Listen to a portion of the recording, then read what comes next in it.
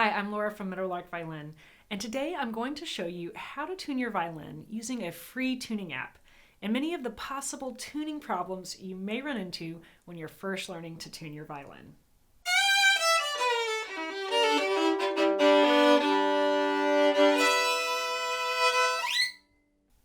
Before we start talking about tuning our violin, it's important to understand a few musical concepts.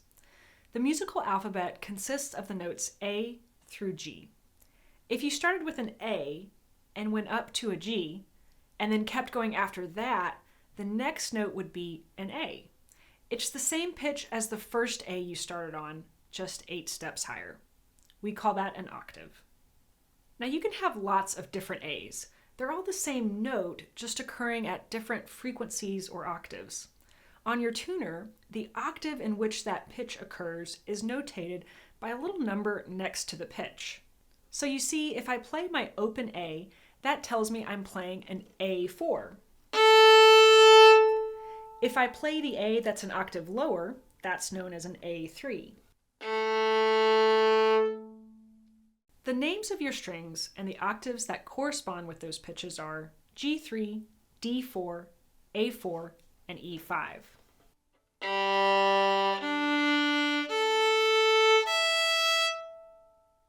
Now let's talk about how a tuner works. I'm demonstrating using the INS tuner, but most tuning apps work in a similar fashion. When you play a note, the name of the note and its octave registers on your screen.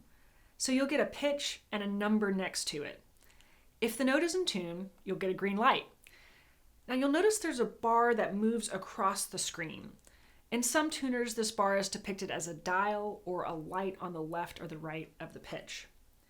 If the note is too high or too sharp, the bar will be to the right on the sharp side. If the note is too low or too flat, the bar will be on the left side. The bar moves closer to the center as you get closer to being in tune. You can hold your violin different ways when you're first learning to tune, but I recommend starting off with the violin against your stomach. Now you can pluck the G string and simply adjust the fine tuner. The fine tuner works just like a screw, righty-tighty, lefty-loosey. So if you want the string to be more taut or higher in pitch, turn the fine tuner to the right or clockwise. And if you're too high or too sharp and you need to go lower, loosen the fine tuner by turning it to the left or counterclockwise. Now tuners can be finicky because the microphone is picking up on other noises. So as long as it's flashing green pretty regularly, that's good. Now you simply move on to the next string and repeat the process until you're finished tuning. You can progress to tuning with the violin on your shoulder if you like. Pluck the strings with your left hand and tune with the right hand. Or if you want, you can also pluck the strings with your right hand using that normal typical pizzicato, and then maneuver your left hand through this little hole right here, and you can come up to the fine tuners and tune that way. That way you can constantly pluck the strings and constantly be adjusting it at the same time.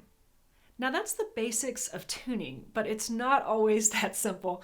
So let's talk about some issues you might run into. We talked about the musical alphabet consisting of the notes A through G. Well, in between each of those notes, in between almost each of those notes, there's a halfway point. So in between each note, there's a sharp or a flat note. In between A and B, there's an A sharp. It's a half step higher than A. Now, sharps and flats are really two sides of the same coin.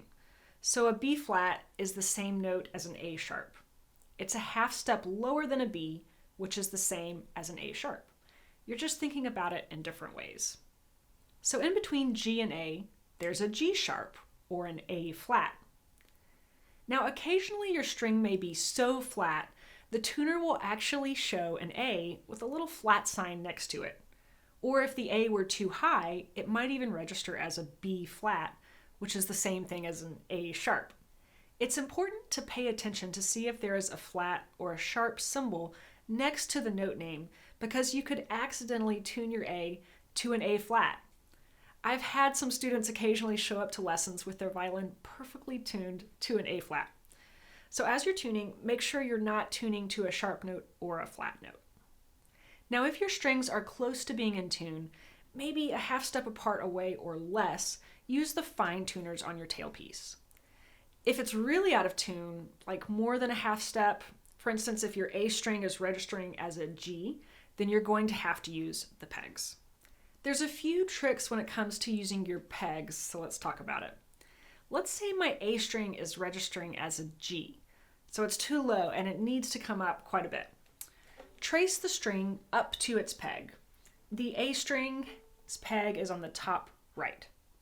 Now hold the violin neck firmly with the left hand and pinch the peg in between your fingers with your right hand. Now I always like to release the tension on the peg first by slightly turning it back or towards me, but keep a firm hold on the peg because you don't want it to loosen completely. As the tension releases, you'll feel a little click. Now if you let your hand go of the peg, that peg would loosen completely, so keep the pressure on it. Now turn the peg away from you as you apply a little bit of pressure to the left to help that peg get wedged into the hole. Once you're relatively close, use the fine tuners to get the string perfectly in tune. Now I want to give you a warning about the E string. The E string is very thin, which means if you're having to tune the E string with the peg, it can be very easy to over-tune or over-tighten that E string. And at some point, if you're over-tightening the string, it will break. Now we've all broken E strings, so it's a good idea to have some extras on hand. Just be extra careful when you're tuning the E string and try to make very small adjustments and check it frequently with the tuner. Now there's one more common tuning issue that you may run into. Strings tend to loosen over time, which means that you're constantly tightening the fine tuners. Eventually that screw will bottom out and you won't be able to tighten it anymore. Here's what you do to fix that.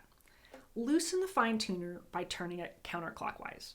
Not all the way, but just loosen it enough so that you have some room to work with. Now the string will be very flat, so then you use the peg to get it closer to being in tune, and now you can use your fine tuner again to get it perfectly in tune. And that's the basics for tuning your violin using a tuner. Now, tuning is definitely a skill and an art form in and of itself. There's more to it than just using a little machine and a flashing green light. You should be working on making progress in your tuning abilities the same way you work on getting better intonation or a better tone. Using a tuner to tune your violin is great for beginners, but there are better ways to tune, and learning more advanced tuning techniques will actually strengthen your ear, help your understanding of tone and sound production, and improve your overall playing. So if you're interested in becoming a mastered tuner, I've actually got a complete course on the art of tuning, and you can get access to that when you join my online studio, and I'll put a link to the studio in the description below. I'm Laura from Meadowlark Violin. Happy tuning!